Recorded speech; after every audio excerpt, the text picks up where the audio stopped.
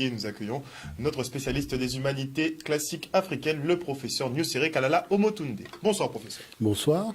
Alors aujourd'hui, il semblerait qu'on parle de l'ère du poisson.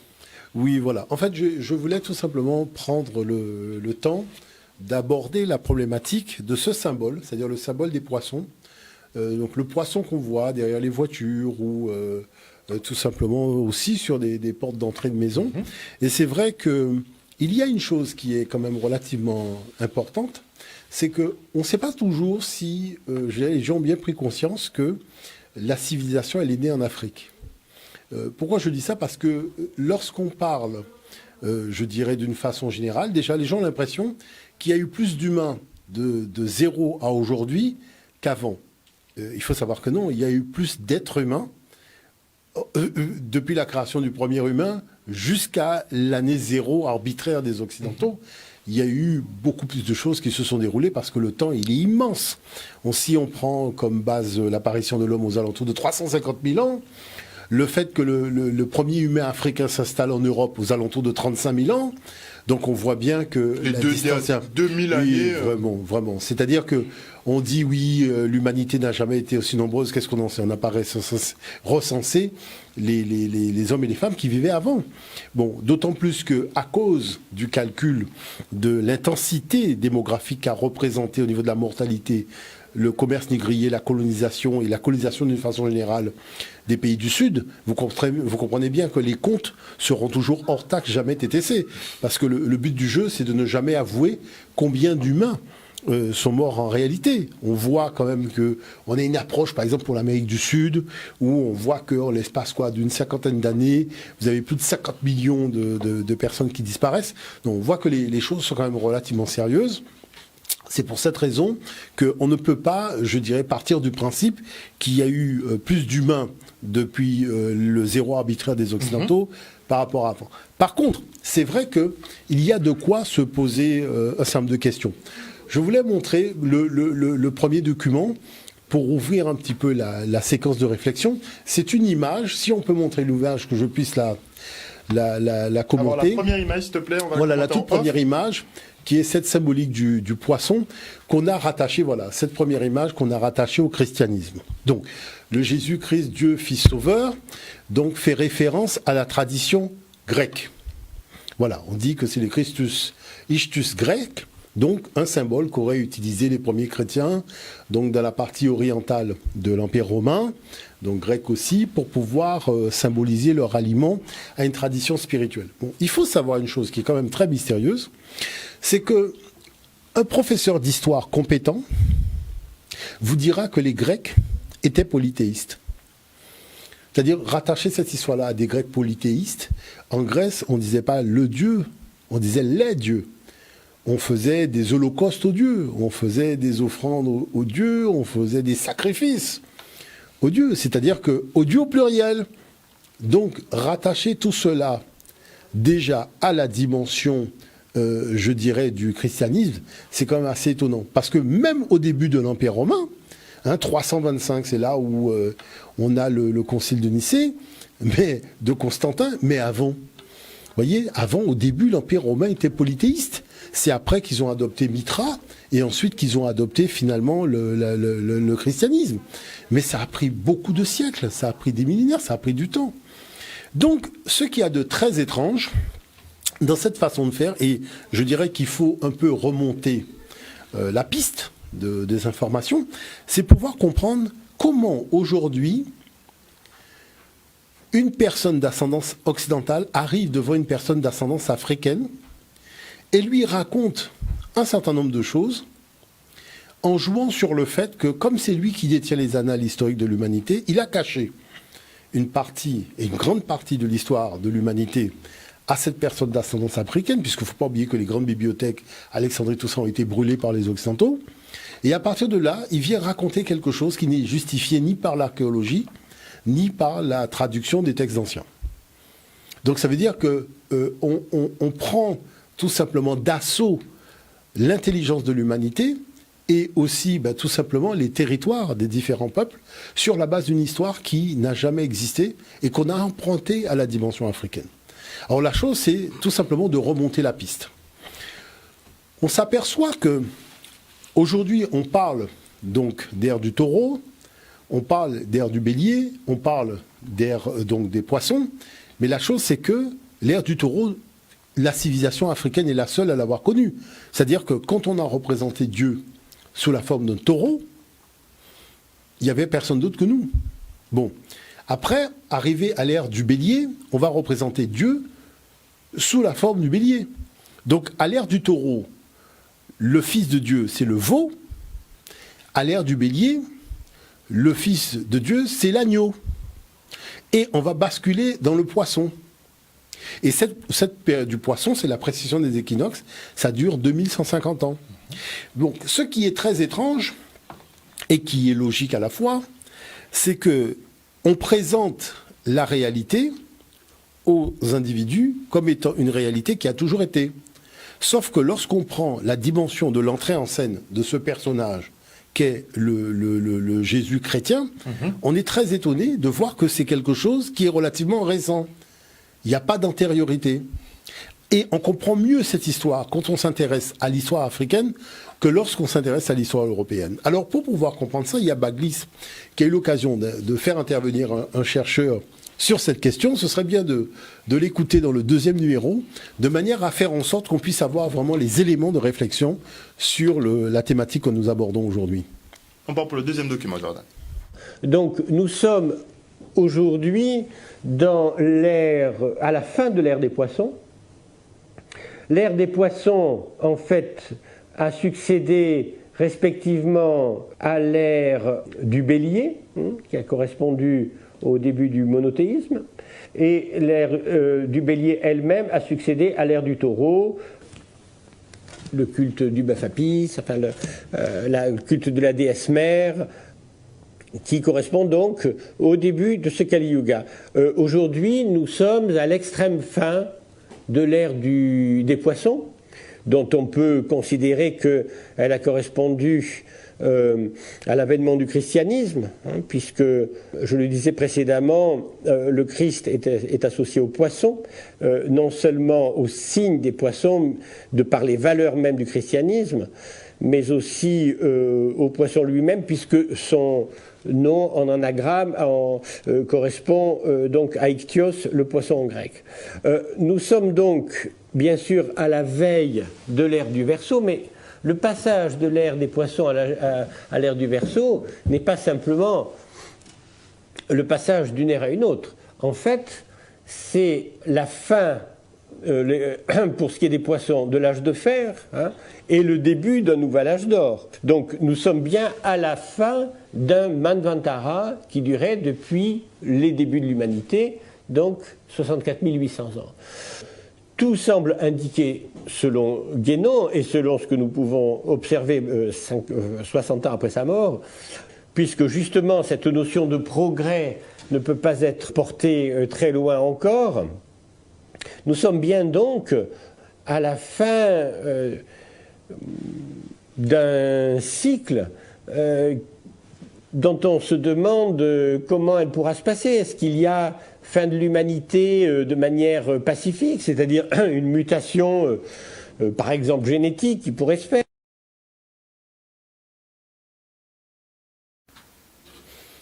Des interrogations très intéressantes, très sur pertinentes. les évolutions, les mutations probables. Et c'est un document qui date de plus de 10 ans. Donc en fait, la chose, c'est que il y a de quoi se poser des questions sur les problématiques de manipulation génétique, parce que quelque part, on est en plein dedans. Exactement. Je dirais, si les gens des rétictions, autant je dirais, de questions qui se posent par rapport à la problématique du vaccin. La réticence envers le vaccin, c'est-à-dire que quelque part.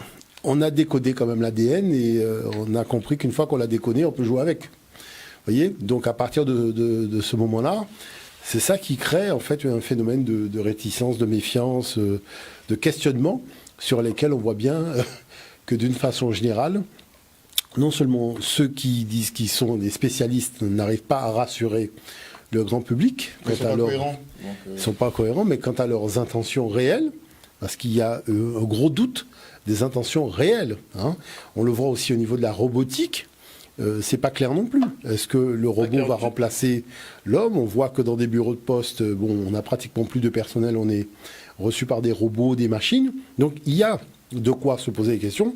Et c'est pour cette raison que on a un peu l'impression, et si on rajoute à ça les films de science-fiction, les Terminator et compagnie, ce serait une fin. Donc c'est une fin qui est relativement anxiogène, d'une façon générale. Alors que l'Afrique ne voit pas les choses comme ça. C'est-à-dire que c'est la fin d'un cycle, mais le début d'un autre. D'accord? Donc ça, c'est important. Mais il dit qu'on passe de l'âge de fer à l'âge d'or. Oui, c'est-à-dire que, parce que c'est une nouvelle ère, c'est une nouvelle aventure qui attend l'humanité, mais dans une autre ambiance sur le plan fréquentiel, c'est-à-dire dans le rapport cosmotellurique. C'est autre chose. Toujours est-il que ce qu'il y a de très particulier dans ce qu'il dit, c'est qu'il insiste bien sur la notion de précession des équinoxes, qui est une grande découverte, pour moi, qui est la découverte la plus importante qui a été faite par les Africains, par nos ancêtres de la vallée du Nil. Et dans le cadre de cette précession, ça fonctionne par ère.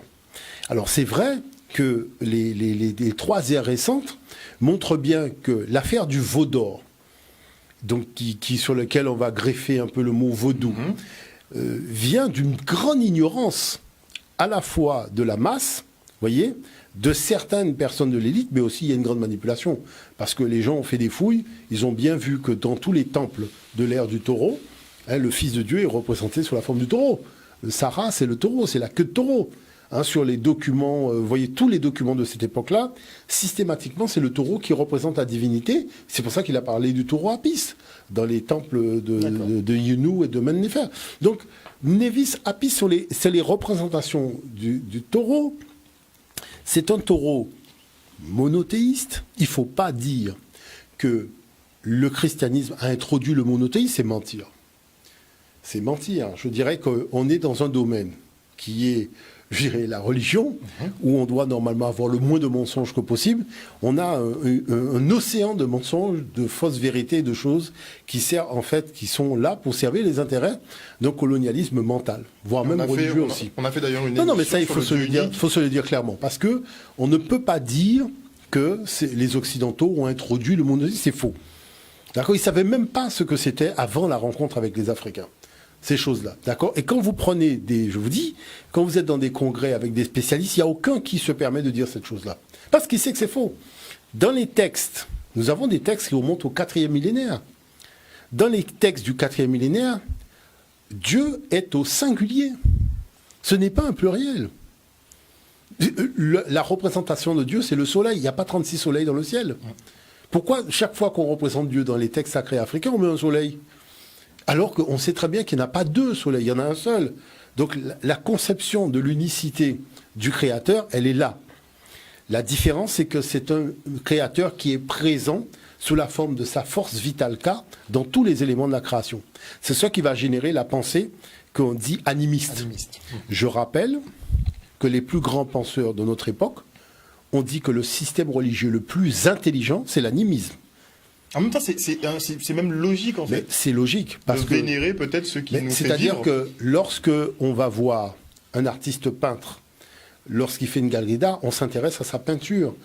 Les peintures, les toiles qu'il a réalisées permettent d'évaluer l'immensité de son talent. Donc là, on doit se baser sur la création. Là, vous avez l'Africain qui dit, pour connaître le Créateur, il faut s'intéresser à ses œuvres. On l'appelle animiste. Mais c'est logique, non ?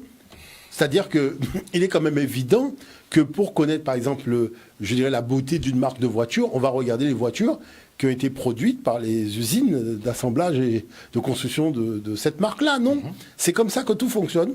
Mais lorsqu'il s'agit de donner à l'Africain raison, on invente, je dirais, un mouton à 5 pattes. Donc une théorie du mouton à 5 pattes. C'est ça qui est très étrange. Donc à partir de ce moment-là, ce qui se passe, c'est qu'à l'ère du bélier, le souverain va devenir l'agneau de Dieu. Parce que Dieu, c'est le bélier. Et la chose qu'il faut quand même dire, c'est qu'il y a ce qu'on appelle le couple cosmothéologique, c'est-à-dire il y a toujours le fils et la fille de Dieu. En l'occurrence, à l'ère du bélier, c'est la balance. Donc la balance, on a bien compris, c'est la balance de la matte. Cette matte qui va être transformée sous le nom de l'Esprit Saint, mais on va garder le symbole de la matte, qui est un oiseau, et qui va rester l'oiseau de l'Esprit Saint. Donc vous voyez que finalement, on est toujours dans le fait de puiser les éléments de réflexion dans la tradition africaine au niveau de la spiritualité. Et je le dis parce que c'est quand même très étrange, très très étrange. Il n'y a que le colonialisme qui peut expliquer ça. de voir qu'un peuple ne se pose pas des questions sérieuses sur les réalisations de ses ancêtres. Je parle d'écrits, je parle de monuments d'architecture, de documents de spiritualité. On ne peut pas discuter avec un Chinois et faire comme si nous n'avons pas une antériorité. D'accord ? C'est-à-dire qu'il faut bien comprendre de quoi nous parlons. Si nous voulons développer le pays, la Guadeloupe, ça veut dire que nous devons dialoguer avec le monde. Mais le dialogue avec le monde ne peut pas se faire dans une amputation de mémoire historique ou dans un enfermement lié à notre présence ici sur ce territoire. Il y a des choses qui se sont passées bien avant et qui expliquent aussi tout simplement la réalité qui est celle que les Africains ont été les premiers à habiter ces territoires. Vous voyez, ça il faut le savoir. Ce sont les premiers, que ce soit la Caraïbe, que ce soit l'Amérique, ce sont les premiers à avoir habité ces territoires. On le sait. Et à avoir colonisé le monde aussi. Totalement. Et ils ont été partout. D'accord ? Donc, maintenant, à partir de ce moment-là, ce qu'il faut comprendre, c'est que la dynamique de l'ère des poissons, c'est l'entrée en scène des Occidentaux. Et l'entrée en scène des Occidentaux, ce sont des nomades, ils n'ont pas de savoir. Donc, ils vont chercher tout simplement à se connecter à des sociétés et des civilisations sédentaires pour récupérer du savoir. C'est pour ça que leur démarche, regardez bien, c'est de s'intéresser aux bibliothèques. Il s'est avéré qu'au niveau de la Grèce antique, de la Rome antique, les bibliothèques étaient fantomatiques. Mais l'Afrique avait cette notion de bibliothèque. C'est-à-dire qu'on retrouve des bibliothèques, mais les bibliothèques des Ramsès, c'est bien avant, qu'on appelait pour la guérison de l'âme. Pour alexandrique. Voilà, totalement, avec une divinité des bibliothèques. La mémoire historique, c'était la divinité Séchat. Bon, donc, à partir de ce moment-là, ce qu'il est intéressant de comprendre, c'est qu'on a une forme de réflexion qui est très avancée. Et le but du jeu, c'est d'expliquer ça. Est-ce qu'on peut montrer le document suivant, qui est un schéma, voilà, qui est le diagramme. Le diagramme, voilà. Vous voyez, par exemple, ici, ce diagramme, vous voyez la zone rouge. La zone rouge correspond à l'entrée en scène des Occidentaux. Et ça correspond à l'ère des poissons. Et ça correspond à l'ère de l'entrée en scène de Jésus, Fils de Dieu. Alors, regardez ça. Regardez, vous avez un cycle de 26 000 ans. Vous avez tout le cercle qui fait 360 degrés.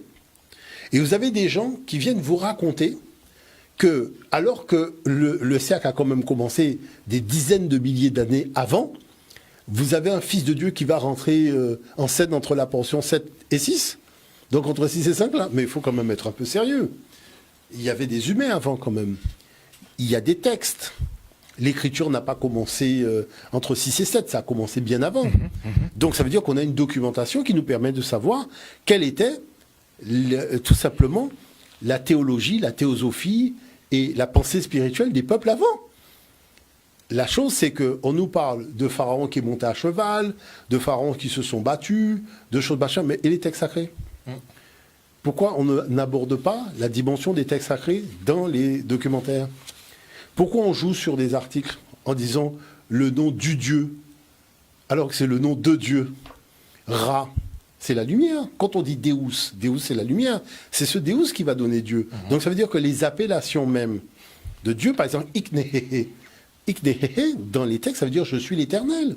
On ne peut pas dire aujourd'hui que la première fois que l'homme a cité le nom de Dieu sous le nom de l'Éternel, c'est comme Moïse au sommet. Mais il faut arrêter de se moquer du monde. On a quand même des écrits plus anciens, de milliers d'années de Moïse, et qui montrent que s'il a utilisé ce terme-là, c'est parce qu'il y a eu le contact avec l'Égypte, où on appelait Dieu déjà Néhéhé.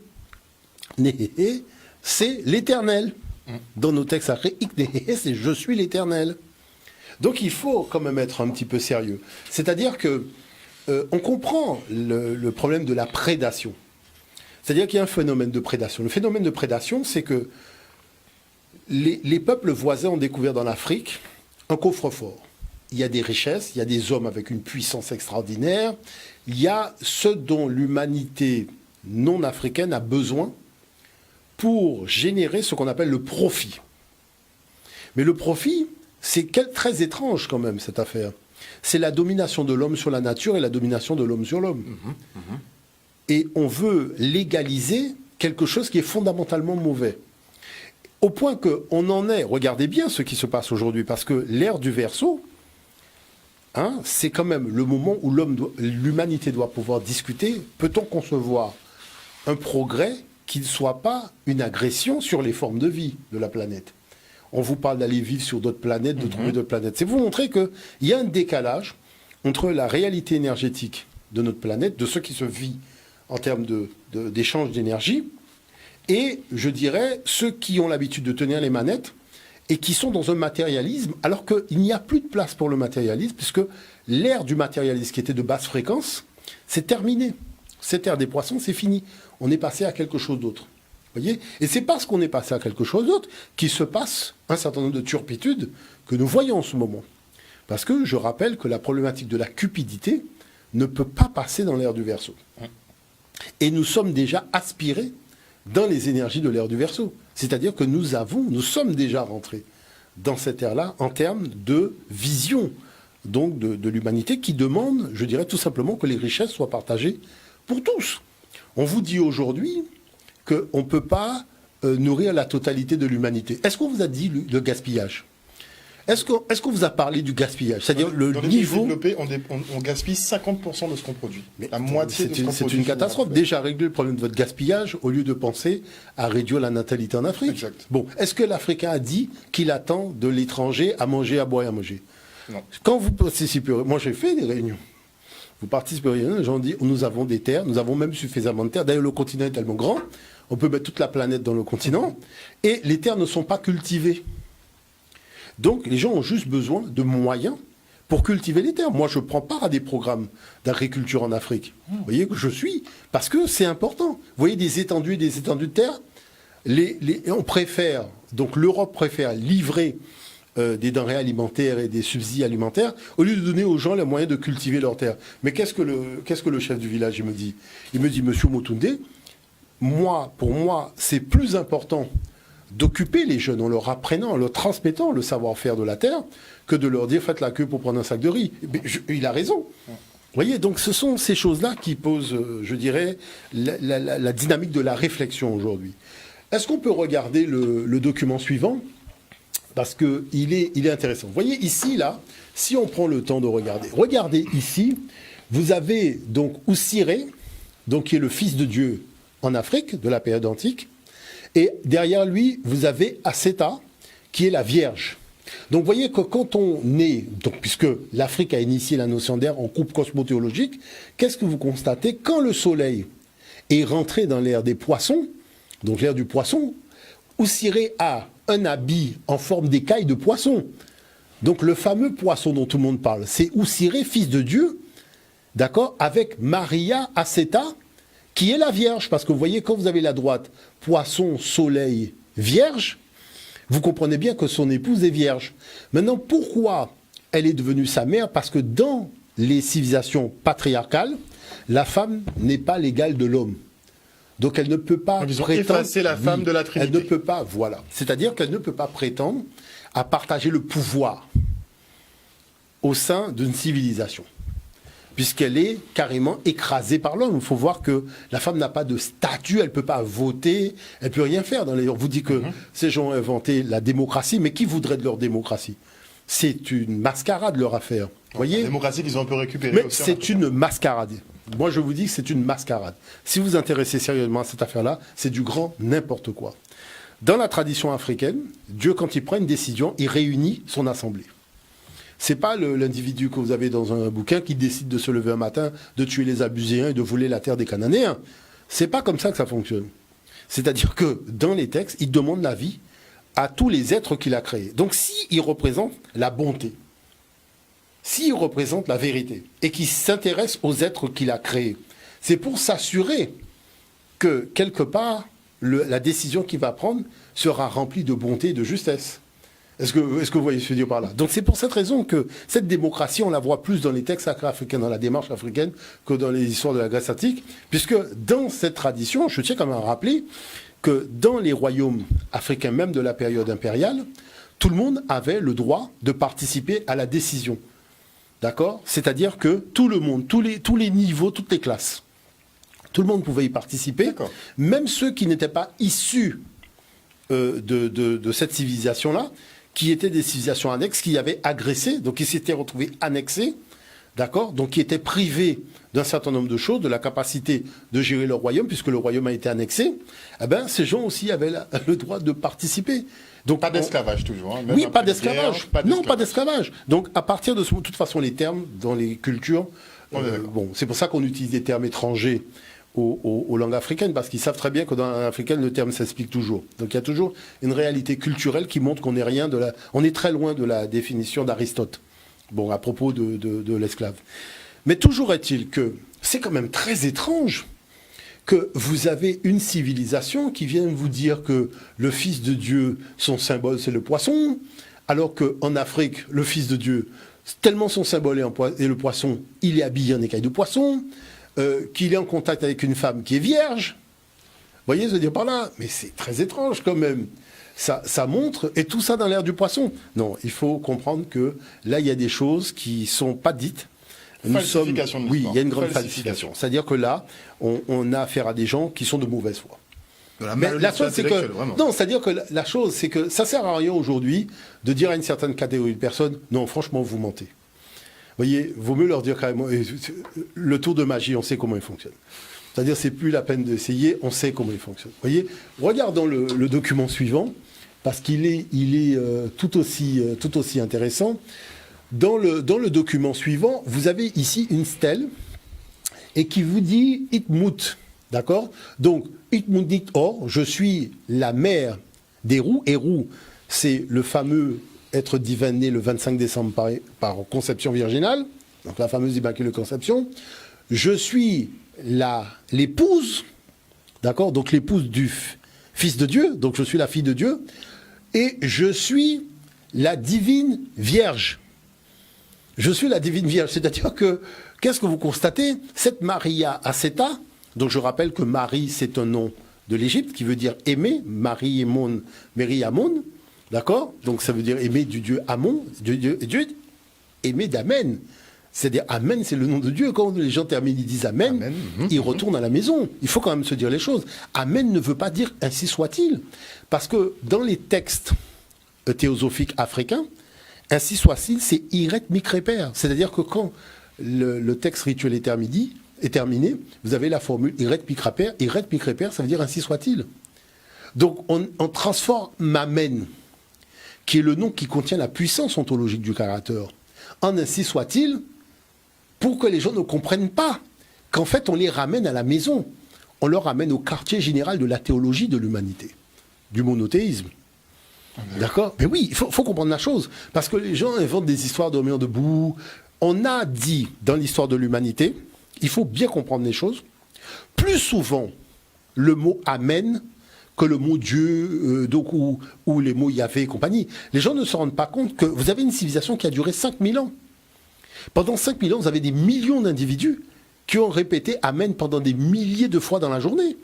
C'est écrit sur tous les murs des temples d'Égypte. Donc les 2-3 individus qui arrivent aujourd'hui, qui disent Amen là, mais ils sont vous comprenez ce que je veux dire par là? Très clair. Ils sont déficitaires par rapport à l'Afrique. Parce que l'Afrique a la paternité de ces mots, et ces mots ont été vocalisés dans l'air plus densément en Afrique qu'en Occident. Vous voyez? Donc ça, il faut bien le comprendre. Donc à partir de ce moment-là, voilà que rentre en scène, parce que ça fait beaucoup là quand même, une femme qui serait vierge, qui serait en relation avec le Fils de Dieu, et on a la même chose dans l'Antiquité africaine. Et qu'est-ce qu'on constate?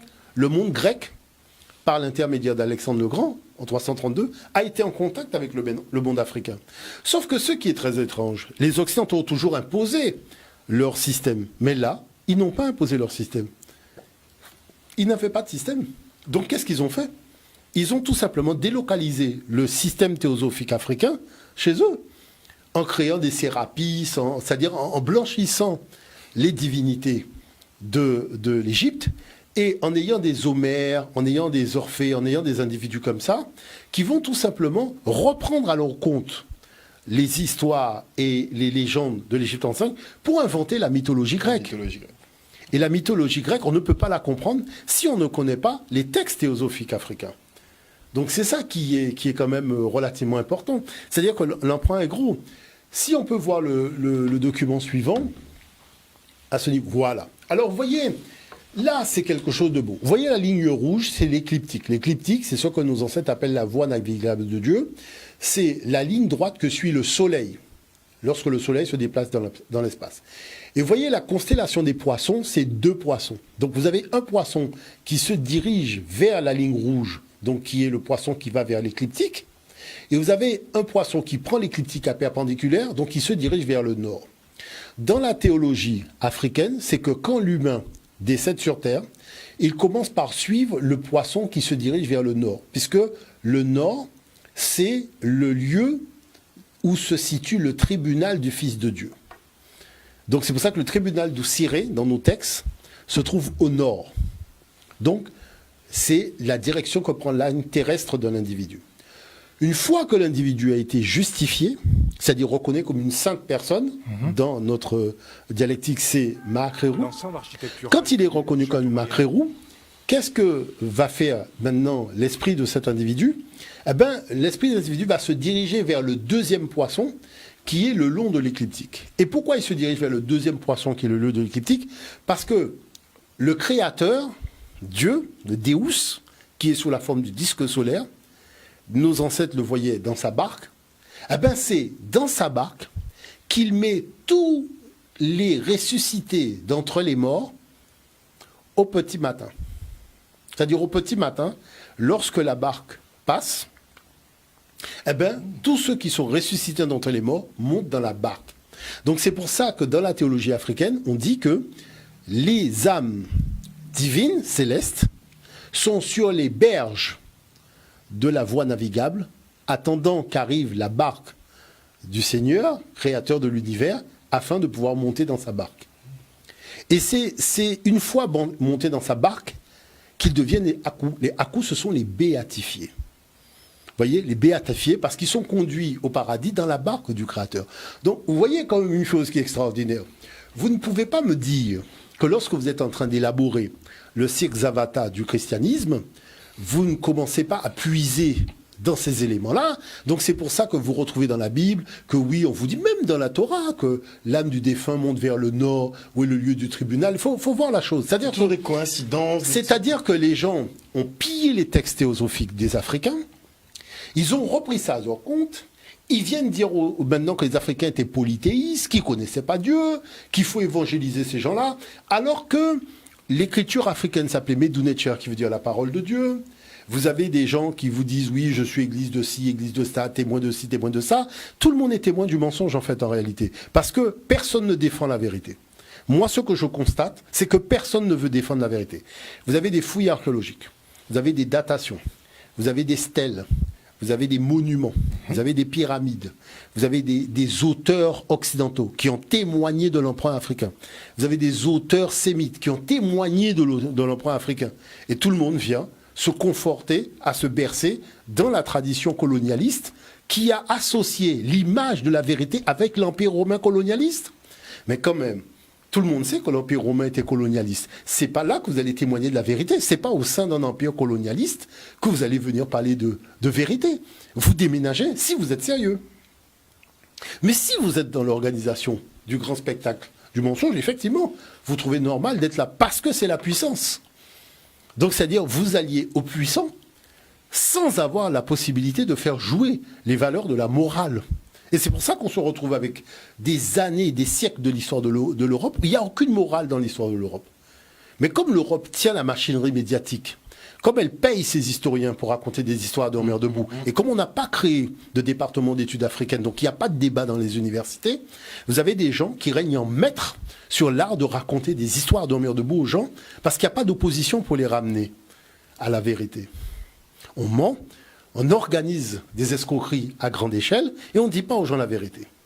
Maintenant, regardons le document suivant, parce que c'est quand même important de pouvoir voir les choses telles que, quand elles sont dites, simplement. L'ensemble architectural fut château moyenâgeux, puis demeure seigneuriale, passant de main en main, mais conservant toujours sa Vierge Noire. Une statue ramenée, paraît-il, du temps des croisades, un sieur de Tournon. Enfin, celle-ci n'est plus qu'une copie. 500 ans tout de même, la Vierge prenant alors la place d'un culte matriarcal très ancien. Les Vierges noires ont succédé aux déesses païennes qui étaient déjà adorées dans ces lieux. C'était ici un site païen. Et on adorait ici la déesse Isis, qui était une déesse noire. Et si Notre-Dame-des est aujourd'hui au cœur de ce site, le lieu garde par lui-même une attractivité très forte. Simplement, le fait de se promener en ce lieu permet de trouver une paix. La grâce de ce lieu est une grâce de paix, un cadeau de paix. Reste une notoriété qui fait qu'on se marie beaucoup sous les yeux de la Vierge. 17 mariages cet été à Notre-Dame-des. Et donc, ils adoraient la déesse Vierge Isis. Bon, alors, vous voyez que tout ça nous ramène au point de départ. C'est-à-dire qu'on vous fait croire que des individus auraient, dans l'ancien temps, pris un symbole africain pour adorer un dieu blanc. Maintenant, quand vous allez dans les lieux donc, qui représentent des constructions, qu'est-ce qu'on vous dit? C'est pas nous qui parlons eux-mêmes. Hein. Ils disent non, elle est noire parce qu'elle représente la mère de Dieu noire, puisqu'elle vient du continent africain, c'est la déesse Isis. Donc vous voyez, on en revient au problème du mensonge initial. C'est-à-dire que les gens savent bien que c'est nous qui avons essayé de pacifier les Occidentaux dans leur démarche un peu belliqueuse. Et le monde noir n'a fait que ça. À travers la spiritualité, les arts, la musique et compagnie, les Jeux Olympiques, tout ça, nous avons essayé de pacifier les Occidentaux. Les Occidentaux rigolent. Mais si le monde noir n'était pas là pour les pacifier, les calmer quelque peu, mais les gars auraient fait des niveaux de guerre, on serait à la 10e guerre mondiale. Hein. Les gens ne se rendent pas compte. Il y a quand même des thèses qui montrent comment, on a vu avec le hip-hop, hein, la Zulu Nation, le Graph et compagnie, comment ça a calmé les excès d'urbanisme, parce qu'on a construit des milieux urbains sans possibilité d'oxygénation de l'imaginaire des jeunes générations. Ouais. Heureusement que les Noirs sont venus créer des arts et des traditions dans ces milieux-là, de manière à pacifier la jeunesse européenne et américaine. Donc, ce qui veut dire que, jusqu'à aujourd'hui, il y a une problématique de fond à travers le rock'n'roll et toutes ces choses-là. Ça, les gens sont quand même conscients, quand vous lisez un certain nombre de thèses, que l'Afrique a toujours œuvré pour pacifier l'humanité, la calmer. Mais la chose, c'est qu'il y a une espèce d'envie de posséder, qui est en fait la force de la matière, qui pousse l'humanité à sa perte, au point de mentir et raconter des histoires d'hommes et debout. Moi, je demande aux hommes et femmes de bonne volonté, d'agir pour la vérité et d'œuvrer pour réconcilier l'humain avec lui-même, et que nous fassions en sorte de faire comprendre aux gens que le développement, c'est pas l'agression de l'humain sur la vie, c'est pas l'agression de l'homme sur l'homme et de l'homme sur la nature. Et qu'il faut arrêter des histoires d'où on va aller chercher une autre planète pour habiter, parce qu'il y a une chose qu'il faut savoir, il y a des gens qui dérangent par leur comportement tout le monde, et il faut apprendre à mettre ces gens-là dans un cadre de fonctionnement et leur apprendre à respecter l'humanité, respecter la vie. Est-ce qu'il n'y a pas un risque qu'une partie de l'humanité, justement, s'éteigne ? C'est-à-dire qu'aujourd'hui, on assiste à beaucoup de choses au niveau des espèces humaines. Les espèces humaines sont carrément broyées par la machine. Il y a des espèces végétales, il y a beaucoup de choses. Dernièrement, on m'interrogeait sur le problème de l'homosexualité. Je dis, mais vous rigolez ou quoi ? Tyson Baynes, qui est le spécialiste mondial des pesticides, il a montré qu'il y a des poissons homosexuels, il y a des crapauds homosexuels, il y a toutes sortes de trucs homosexuels. Mais pourquoi ? À cause des pesticides. On met du bisphénol, on met des oestrogènes, des trucs, des molécules féminines dans la nature, ça va dans les nappes phréatiques. Tous les animaux qui fréquentent la... Mais je peux vous montrer ça. On vous dira que bien avant l'INA, les Français, à travers l'INA, ont été interviewés ce monsieur, et ce monsieur a montré les preuves de crapauds hermaphrodites et de toutes sortes d'animaux hermaphrodites. Donc il faut savoir que tout autant que l'humanité sera dans cette démarche de vouloir mettre des pesticides partout pour pouvoir forcer la nature à faire ce qu'elle ne veut pas, c'est-à-dire porter en 12 mois, alors que tout le monde sait qu'il y a la saison de chaque chose et qu'une saison ne dure pas 12 mois, eh bien, il y aura ces répercussions. C'est vrai qu'on ne parle de l'homme parce qu'on ne veut pas montrer aux gens la réalité, mais s'il faut venir montrer la réalité, on viendra. Merci beaucoup, professeur, pour ce Je vous remercie. cours.